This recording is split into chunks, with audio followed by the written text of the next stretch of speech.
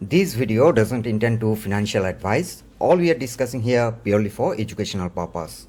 বর্তমানে high momentum form করেছে এমন 5টি স্টক নিয়ে আজ আমরা আলোচনা করব।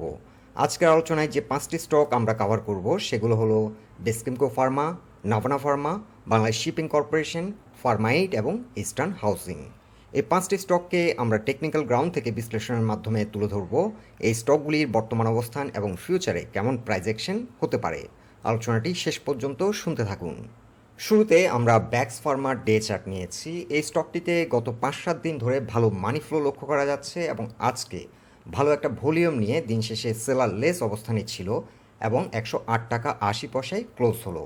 ডে চার্টে প্রাইস পয়েন্ট লেভেলে কিছু রেজিস্ট্যান্স আমরা মেনশন করছি। বেসিক্যালি এই স্টকটি 92.4 এই রেজিস্ট্যান্সটিকে ব্রেকআউট করার পর সুপার বুলিশ মোমেন্টাম ফর্ম করে এবং ভালো একটা ভলিউম নিয়ে 100 লেভেলে এখানে একটি প্রাইস পয়েন্ট লেভেলের রেজিস্ট্যান্স ছিল। এই রেজিস্ট্যান্সটিতে কিন্তু কিছুটা স্ট্রাগল করছিল, কিন্তু আজকে দিন শেষে এই রেজিস্ট্যান্সটিকে ব্রেকআউট করেছে। এখন আমরা উইকলি চার্টে একটি ফিবোনাচি রিট্রেসমেন্ট চার্ট ড্র করেছি এবং আমরা লক্ষ্য করছি 23% যে রিকভারি সাইকেল সেটি রয়েছে প্রাইস পয়েন্ট লেভেল 110-এ। এখন যারা ব্যাক্স ফার্মাতে ট্রেড করছেন তাদের জন্য কালকে দেখার বিষয় হলো এই স্টকটি যদি কালকে 110 কিংবা 12 থেকে রিজেক্ট হয়ে যায় সেক্ষেত্রে আপনারা চাইলে প্রফিট বুক করে নিতে পারেন। আর পরবর্তীতে দেখার বিষয় হলো এই স্টকটি যদি রিজেক্ট করে সেক্ষেত্রে কোন পয়েন্টে সাপোর্ট নেই। 100 লেভেলে এখন প্রাইস পয়েন্ট লেভেলে একটি সাপোর্ট আছে এবং স্ট্রং সাপোর্ট জোন হলো 93 থেকে 90।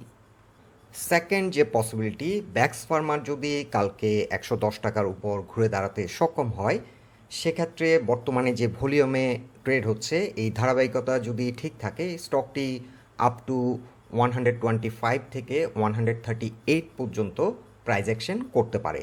পরবর্তীতে যে পয়েন্টটিতে এসে সেল প্রেশার ফেস করবে সেটি হলো 125। এখানে রয়েছে প্রাইস পয়েন্ট লেভেল রেজিস্ট্যান্স, যদিও এই রেজিস্ট্যান্স পয়েন্টে তেমন একটা ভলিউম নেই। সো পরবর্তী টার্গেট সেট করা যেতে পারে 138। তবে 125 প্রাইস পয়েন্টে কিছুটা সতর্ক থাকতে হবে, কারণ এই জোনে এসে কিছুটা সেল প্রেশার ফেস করবে। নেক্সট আমরা দেখে নিচ্ছি নাভানা ফার্মাসিউটিক্যালস। নাভানা যে প্রাইস পয়েন্ট থেকে বারংবার রিজেক্ট হচ্ছিল সেটি হলো 53.3। এই জোন থেকে কিন্তু পরপর দুবার রিজেক্ট হয়েছিল, কিন্তু ফাইনালি আজকে এই জোনটিকে ব্রেকআউট করে দিন শেষে 57 প্রাইস পয়েন্টে ক্লোজ হলো এবং দিন শেষে সেলার লেস অবস্থানে ছিল। নাভানা আজ ভালো একটা ভলিউম নিয়ে ড্রাইভ দিয়েছে, তবে এই স্টকটির ক্ষেত্রে একটা উইকনেস আমরা যেটা দেখতে পাচ্ছি, ভলিউমের ধারাবাহিকতার ঘাটতি রয়েছে। সো নাভানা ফার্মা যদি ভালো ভলিউম নিয়ে ধারাবাহিকভাবে রান না করে তাহলে পরবর্তী যে রেজিস্ট্যান্সটি আমরা দেখতে পাচ্ছি 63, এই রেজিস্ট্যান্স থেকে রিজেক্ট হয়ে যাওয়ার সম্ভাবনা বেশি। উইকলি চার্টে আমরা এখন একটি ফিবোনাচি রিট্রেসমেন্ট চার্ট ড্র করেছি এবং 23%-এর যে রিকভারি সাইকেল সেটি ছিল প্রাইস পয়েন্ট লেভেল 56। আজকে এই রেজিস্ট্যান্স পয়েন্টটিকে ব্রেকআউট করে ক্যান্ডেলটি ক্লোজ দিয়েছে। পরবর্তী যে শক্তিশালী রেজিস্ট্যান্সটি রয়েছে সেটি প্রাইস পয়েন্ট লেভেল 68-এ।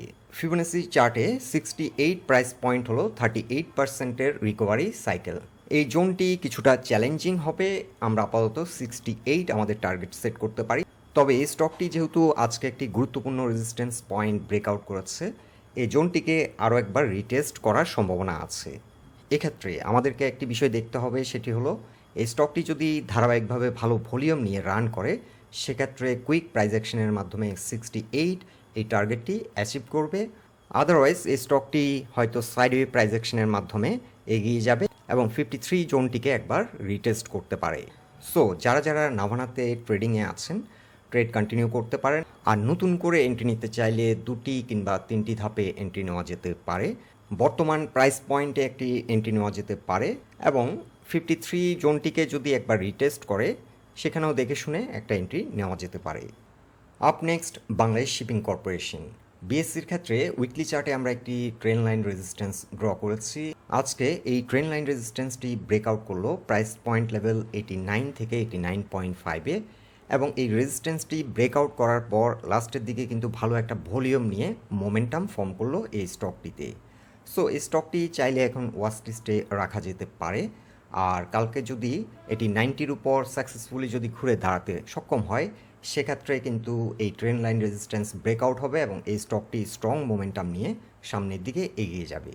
এক্ষেত্রে একটি বিষয় মাথায় রাখতে হবে, ট্রেন্ড লাইন রেজিস্ট্যান্স ব্রেকআউট দিলেও একটা রিটেস্ট করার সম্ভাবনা রয়েছে। বাংলাদেশ শিপিং কর্পোরেশন নিয়ে রিসেন্টলি আমরা দুটো অ্যানালাইসিস দিয়েছিলাম এবং লং রানে আমরা জানিয়েছিলাম আমাদের প্রাইস টার্গেট 180 থেকে 220। তবে এই স্টকটি নিয়ে যারা শর্ট টার্মে ট্রেড করতে ইন্টারেস্টেড তাদের জন্য কয়েকটি রেজিস্ট্যান্স পয়েন্ট আমরা মেনশন করছি। 106-এ সেই স্টকটি সিগনিফিক্যান্ট রেজিস্ট্যান্স ফেস করবে, এখানে একটা ভালো সেল প্রেশার আসবে এবং পরবর্তী যে রেজিস্ট্যান্সটি ফেস করবে সেটি হলো 129 প্রাইস পয়েন্টে। বিএসসি এন্ট্রি নেওয়ার জন্য বর্তমানে ভালো প্রাইস পয়েন্টে অবস্থান করছে, চাইলে নতুন করে এন্ট্রি নেওয়া যেতে পারে। আর লং টার্ম হোল্ডিংয়ের জন্য এটি ভালো একটি স্টক, লং রানে এটি ভালো ডিভিডেন্ড গেইনের পাশাপাশি ভালো ক্যাপিটাল গেইন দেবে বলে আমরা আশা রাখি।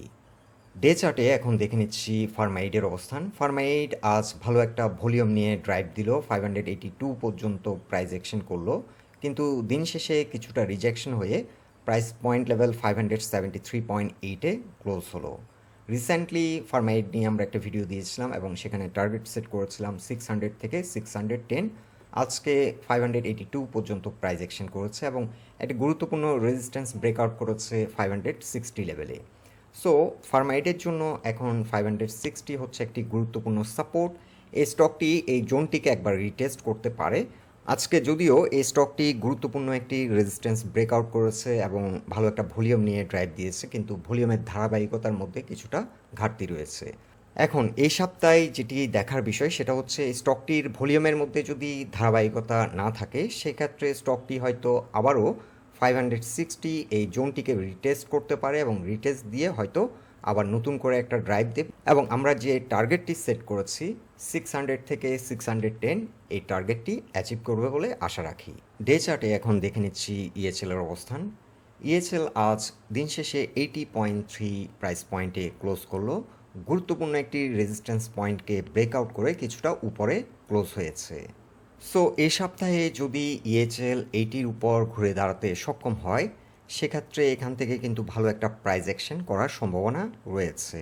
সো ইএচএলে যারা বর্তমানে ট্রেডে আছেন চাইলে ট্রেড কন্টিনিউ করতে পারেন, আর নতুন করে এন্ট্রি নেওয়ার জন্য 2টি কিংবা 3টি ধাপে এন্ট্রি নেওয়াটা বেটার। এখানে চাইলে একটা ব্রেকআউট এন্ট্রি নেওয়া যেতে পারে। উইকলি চার্টে যদি আমরা ইএচএলের অবস্থান দেখি, উইকলি চার্টে আমরা একটি ফিবোনাচি রিট্রেসমেন্ট চার্ট ড্র করেছি এবং 38%-এর যে রিকভারি সাইকেল সেটি রয়েছে প্রাইস পয়েন্ট লেভেল 85.7-এ। সো এখন 85 হচ্ছে একটি চ্যালেঞ্জিং জোন এবং এই জোনটিতে এসে কিন্তু ভালো একটা সেল প্রেশার আসবে, কারণ এখানে প্রাইস পয়েন্ট লেভেলও রেজিস্ট্যান্স রয়েছে। ইএচএল এর ক্ষেত্রে এখন এই সপ্তাহে দেখার বিষয় 80-র উপর সাস্টেইন করছে কিনা। যদি 80 থেকে রিজেক্ট হয় পরবর্তীতে স্টকটির জন্য স্ট্রং সাপোর্ট হবে 74-এ। এখানে রয়েছে উইকলি চার্টে 50 এক্সপোনেনশিয়াল মুভিং অ্যাভারেজের সাপোর্ট লাইন 73.3-তে এবং প্রাইস পয়েন্ট লেভেলে যে সাপোর্ট আমরা দেখতে পাচ্ছি 74 লেভেলে। সো 74 থেকে 73 হচ্ছে পরবর্তী স্ট্রং সাপোর্ট। যদি কোনো কারণে 80 থেকে রিজেক্ট হয় পরবর্তীতে আবার কিছুটা রিট্রেস করতে পারে। ইএচএল এর ক্ষেত্রেও আমাদেরকে খেয়াল রাখতে হবে ভলিউম এবং ভলিউমের ধারাবাহিকতা। যদি ভালো ভলিউম এবং ধারাবাহিকতার সাথে যদি ভলিউম নিয়ে রান করে সেক্ষেত্রে এই স্টকটি 97 পর্যন্ত টার্গেট সেট করা যায়। 50% রিকভারি সাইকেল পর্যন্ত আমরা আপাতত এক্সপেক্ট করছি। যেহেতু ইএচএল একটি ভালো ফান্ডামেন্টাল স্টক, আমরা 50% রিকভারি আপাতত এক্সপেক্ট করছি। সো আমাদের টার্গেট হবে 97। যাত্রাপথে 85 প্রাইস পয়েন্টেও কিন্তু ভালো একটা সেল প্রেশার ফেস করবে। সো বন্ধুরা, এই 5টি স্টক নিয়ে এটাই ছিল আমাদের অবজারভেশন। আলোচনাটি যদি আপনাদের ভালো লেগে থাকে অবশ্যই পোস্টটিকে লাইক দিন, আর আমাদের সাথে থাকার জন্য আপনাদের অসংখ্য ধন্যবাদ।